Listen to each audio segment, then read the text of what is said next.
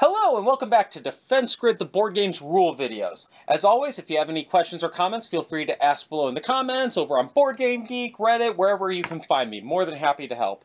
So this is probably going to be one of the more complicated videos that I'm going to cover, but this is also what you're going to be doing the most while playing the game. Playing cards. It's an amazing concept. So, let's say you're in a mission, you've got your towers built, you've got a bunch of aliens coming in, now's the time to attack them. So for every tower you want to fire, the first thing you need is still to have available shot tokens on a tower. So in this case, he has 2 red tokens, which means he has 2 shots remaining for this round that I can fire him. Now, I'm simulating a 4-player game here, but I'm only on video, so I'm going to kind of hack this together a little bit with how it works.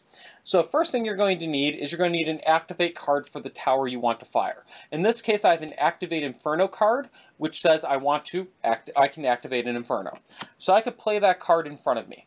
Now at this point, I'm saying I'm going to fire this Inferno, and looking at the Inferno card, I can see that the Inferno has an area of effect attack, explained, and it does a base of 1 damage at level 1, which is what it's at currently. So, I'm going to hit all 3 of these groups with the level 1 Inferno. Now, somebody else looks over and goes, you know, I'm more worried about these swarmers up front. I really want to hurt those swarmers. I think we should focus on them. Anybody else at the table, including yourself, could pull out a single support card to add on to your attack. In this case, somebody might throw on a focused nozzle card. Now, at the start of the game, everybody is only of novice rank on their abilities. So if you look, you only have the black squares filled in for novice. As you play over the course of the game, you can eventually upgrade to elite and master capabilities. On each of the support cards, you have horizontal lines, so you have novice, then you have elite, and then you have master abilities that you can go through and that you can get better with over time. So, but for the purposes of the first game session, you will only be at novice on everybody, and what that would do is that would change it to a single hex attack, so rather than hitting all 3, I only hit the 1 hex of my choice, and it adds a die to the attack. So, the dice in the attack each add a 50% chance of adding extra damage onto it. So if it has one of these big damage symbols, you get a bonus 1 point of damage to every alien hit by that attack. If it has a blank on it, then you don't. You just get the base damage on the attack. Now, somebody else sitting at the table, let's say Rico or my wife, is sitting there and goes, hey, you know, I think, looking here, he has 2 hit points. We have a 50% chance of hitting him right now and killing him. But there's also this one over here, still with the full 4 hit points on it. You know, I'd like to deal a little bit more damage to him. So that person throws a special card into the play. Like with the support cards, only 1 special card can be played per attack. In this case, it's an overcharge card, which adds an additional silver die to the attack.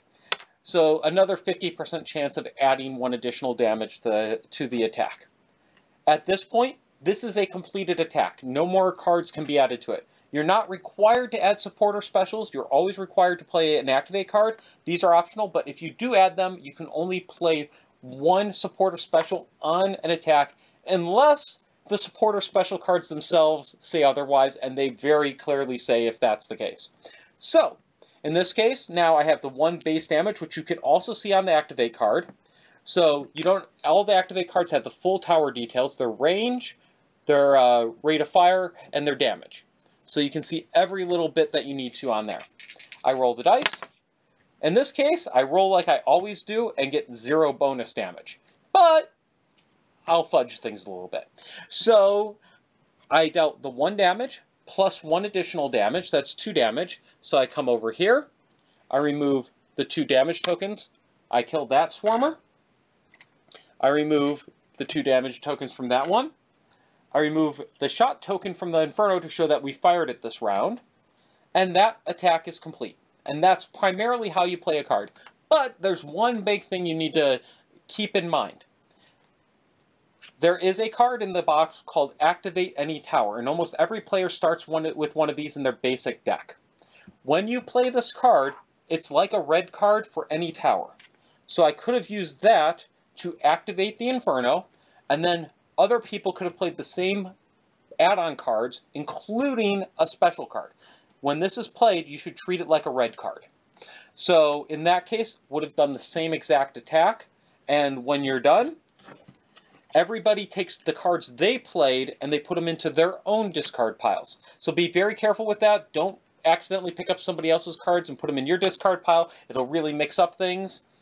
But other than that, that's what you're going to do. And in each player round, you can do as many of those sequences as you want. And in between playing cards, you can sell more towers for more resources. So we just fired the Inferno. We can sell it, get 2 resources back, go, oops, we would like to add a laser, spend 8 resources, pop in another laser. Then now maybe somebody plays an activate laser tower with somebody else does a support and special. And you can rinse, repeat, and cycle that as much as you'd like. Thank you very much, and I hope you enjoyed this video, and I hope you're enjoying the game.